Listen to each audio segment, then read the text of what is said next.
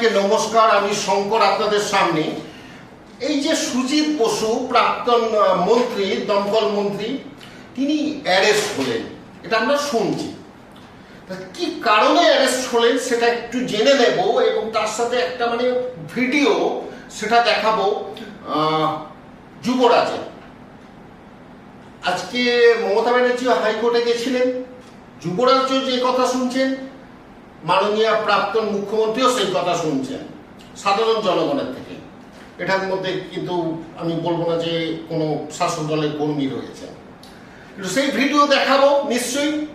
এবং আরেকটা অনুরোধ, যদি আপনাদের ভালো লাগে আপনারা কাইন্ডলি সাবস্ক্রাইব করবেন, শেয়ার করবেন, এই অনুরোধ জানিয়ে আসছি সুজিত বসু ঘটনায়। সুজিত বসু 2.5 লক্ষ টাকা মাসোহারা পেতেন। কত টাকা ভাবা যায়? 2.5 লক্ষ টাকা। এই মাসোহারা তাকে একটি সংস্থার ম্যান পাওয়ার সাপ্লাই অ্যান্ড ম্যানেজমেন্টের জন্য দেয়া হতো। এই দাবিটি কিন্তু ইডি করছে।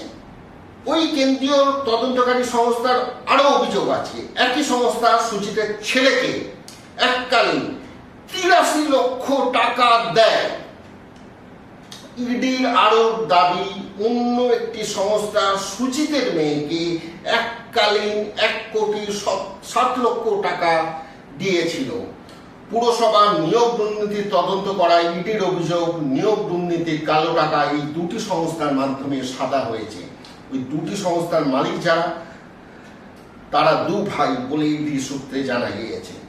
এবং সব থেকে ব্যাপারটা, মজার ব্যাপার হচ্ছে, এই যে ম্যান পাওয়ার সাপ্লাই হতো, এর কোনো ডকুমেন্টস ছিল না এবং সুজিত বসুও সই করতেন না, ইউনিয়ন থেকেও সই হতো না। এবং ইডির এটাই দাবি, পুরো নিয়োগের দুর্নীতির টাকা ঘুরপথে ওই কোম্পানির মাধ্যমে সুজিত বসুর ও তার পরিবারের কাছে যেত। এই হচ্ছে সুজিত বসুর ঘটনা। কেন সুজিত বসু গ্রেপ্তার হলেন এবং মোটামুটি যে জায়গায় ওনারা দিতেন, ম্যান পাওয়ার, অন্ডাল, ডানকুনি এবং কলকাতা হাইকোর্ট।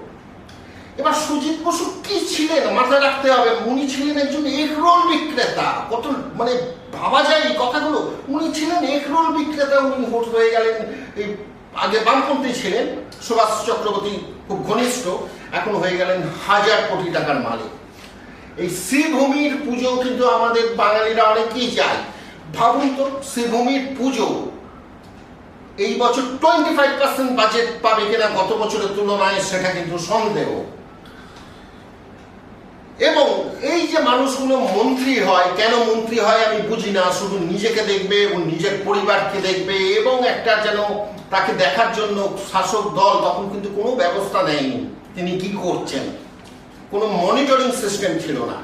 শ্রীভূমির যে আমি ঘটনাটা বলছি, যে এই বছর 25% বাজেট পাবে কিনা, সেই একই ঘটনা কিন্তু আমি বলবো সুরুচি সংঘ সম্পর্কেও। অরূপ বিশ্বাস এবং স্বরূপ বিশ্বাসের দুর্নীতি ঘুরে ঘুরে বেড়ায় মানুষের মুখে, এটা নিয়ে বলার কিছু নেই। দুঃখ লাগে যে অরূপ বিশ্বাস যখন বেশ কয়েকটা দপ্তরের মন্ত্রী ছিলেন, তিনি কিন্তু চিঠিও লিখতে পারতেন না, নিজের দপ্তরের কথা বলতে পারতেন না। তারাই ছিলেন আমাদের মন্ত্রী। এবার আজকে মমতা ব্যানার্জি হাইকোর্টে গেছিলেন, ওনাকেও চোট চোট স্লোগান দেওয়া হয়েছে, কিন্তু সেই ভিডিও আমার কাছে আসেনি, আমি দেখেছি অন্য জায়গায়। কিন্তু এবার আসি যুবরাজের কথায়। 33টা গাড়ির কনভয় নিয়ে যুবরাজ বেরোতেন, নির্বাচনী প্রচারে যেতেন। 200টার বেশি পুলিশ, 200 জনের বেশি পুলিশ এই 188 এই রোডের বাড়ির সামনে বা বাড়িতে থাকতো। কিন্তু এখন এমপির বেশি কোনো মর্যাদা তাকে দেওয়া হচ্ছে না। যত নিরাপত্তা রক্ষী ছিল এক্সট্রা, তাদের তুলে নেওয়া হয়েছে। তা তিনি একটি কালো গাড়ি করে বেরোলেন এবং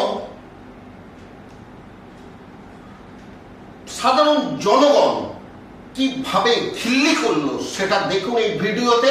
তার আগে আরেকটি কথা, শাসক যেন কখনো ভুলে না যায় অহংকারে দম্ভে। সেম কথা পশ্চিমবঙ্গের যা ঘটনা, সেম ঘটনা কিন্তু শ্রীলঙ্কা, সেম ঘটনা নেপাল, সেম ঘটনা বাংলাদেশ। শাসক কিন্তু ভুলে যায় এক সময় কিন্তু তার জায়গা অন্য কেউ আসবে। তো সেই ভুলে গেছিল আমাদের রাজ্যের প্রাক্তন শাসক দল। দেখুন ভিডিওটা।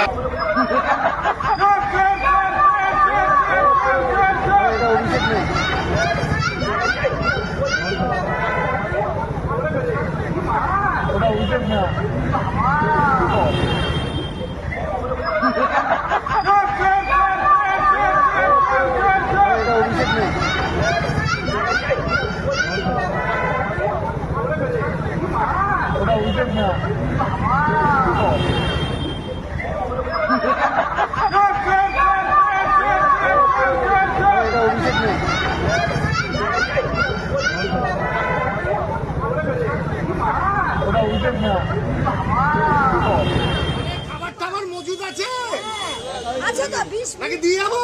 মরবে বেরোতে না। পারছেন না তো। জয় শ্রীরাম জয় শ্রীরাম এই চোর বাইরে, ভোগ করছে টাকা এই চোর বাইরে, আপনার কাণ্ডে লোকের পয়সা মেরে রেখে দিয়েছো অফিস জায়গা নাচবি নাকি? বাইরে আয়, বাইরে আয়। চোর চোর চোর চোর চোর চোর চোর চোর চোর চোর চোর চোর চোর চোর চোর চোর। ওদের জন্য আমাদের এই অবস্থা হয়েছে আর আমরা চোর হয়ে গেছি কত লোকের পরিবার নষ্ট হয়ে গেছে আমাদের সব নষ্ট করে দিয়েছে সব জীবনগুলো আমাদের ছেলে পয়সা শুধু পয়সা বাইরে থেকে বলছে মেয়েদের রেপ করাচ্ছে একটা ছেলে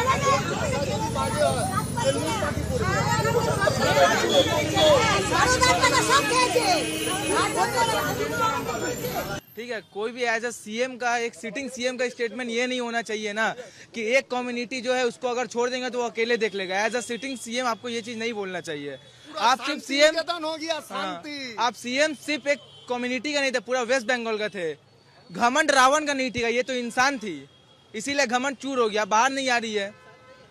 ठीक है, घमंड तो इंसान का नहीं ठीका। जो सनातन के साथ लड़ेगा ऐसे ही चूर होगा। तमिलनाडु में भी चूर हुआ और बंगाल में भी चूर हुआ।